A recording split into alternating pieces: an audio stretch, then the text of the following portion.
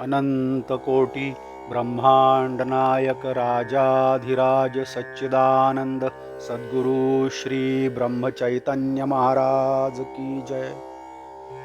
श्रीराम समर्थ। 6 जून। भगवंत आणि मी वेगळे नाहीत। समुद्राचा फेस खरा आहे असे वाटले तरी त्याच्या खाली पाणीच असते। असत्य हे नेहमी सत्याला धरूनच राहते। जे नाही ते तोंडाने सांगणे ही माया। तिला आपण खरे मानतो।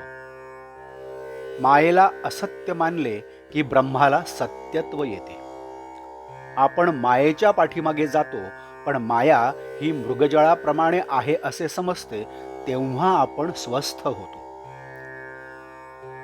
जन्माच्या वेळेस सोहम म्हणत होता, नंतर कोहम म्हणू लागला आणि शेवटी देहच मी म्हणू लागला।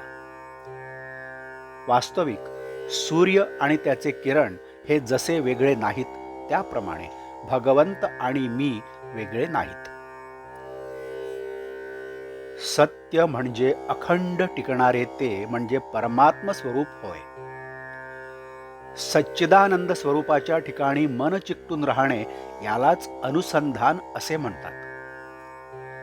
भगवंता वाचून इतर सर्व म्हणजेच उपाधी होय।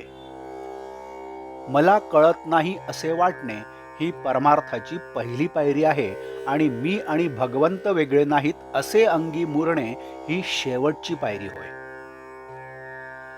जे जे घडते त्याचा करता परमात्मा आहे, मी फक्त कर्तव्यापुरता आहे असे वाटणे यालाच निष्काम कर्म असे म्हणतात आणि आले तर भोगले, गेले तर सोडले हे सहज कर्म होय। दोष बाधू नयेत अशा रीतीने केलेले कर्म हे ज्ञानयुक्त कर्म होय आणि ईश्वराच्या स्मरणात केलेले कर्म त्याला निरासक्त कर्म असे म्हणतात। अमुकच फळ मला मिळावे ही वृत्ती सोडणे याचे नाव निरासक्ती होय। विषयांची विरक्ती झाली की त्याला ज्ञान झाले असे म्हणतात। थोडक्यात म्हणजे जे कर्म बंधनाला कारण होते ते अज्ञान आणि जे मोक्षाला कारण होते ते ज्ञान समजावे। कर्ममार्ग, उपासना मार्ग, नवविधा भक्ती इत्यादी सर्वांनी गाठण्याचे ध्येय एकच असते। लग्नात ज्याप्रमाणे अमुक एक खर्च मी जास्त करीन, दुसरा कमी करीन असे माणूस म्हणतो, पण मुख्य कार्य हे की मुलीला नवरा गाठून देणे। त्याप्रमाणे भगवंताची भेट होणे हे मुख्य होय। आपली देहबुद्धी संतांच्या संगतीच्या आड येऊ देऊ नये। भगवंताच्या स्वरूप दर्शनाच्या आड माझ्या देहबुद्धीचा पर्वत येतो। सर्व साधनांचा उपयोग अभिमान नाहीसा करण्यासाठी असतो।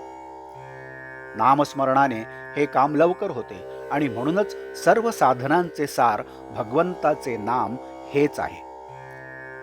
ते आपण श्रद्धापूर्वक घ्यावे आणि भगवंताशी एकरूप व्हावे।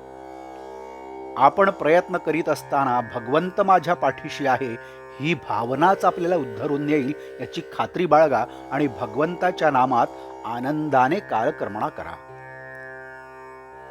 आजचे बोधवाक्य।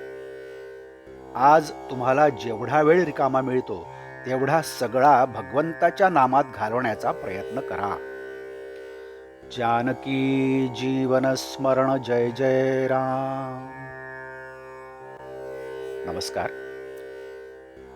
आपण या चॅनलला नवीन असाल तर कृपया सबस्क्राईब करा। आपण या चॅनलला लाईक करा, शेअर करा आणि आपल्या काही कॉमेंट्स असतील तर त्यासुद्धा द्या। आणि हो, बेल आयकॉन दाबायला विसरू नका। धन्यवाद।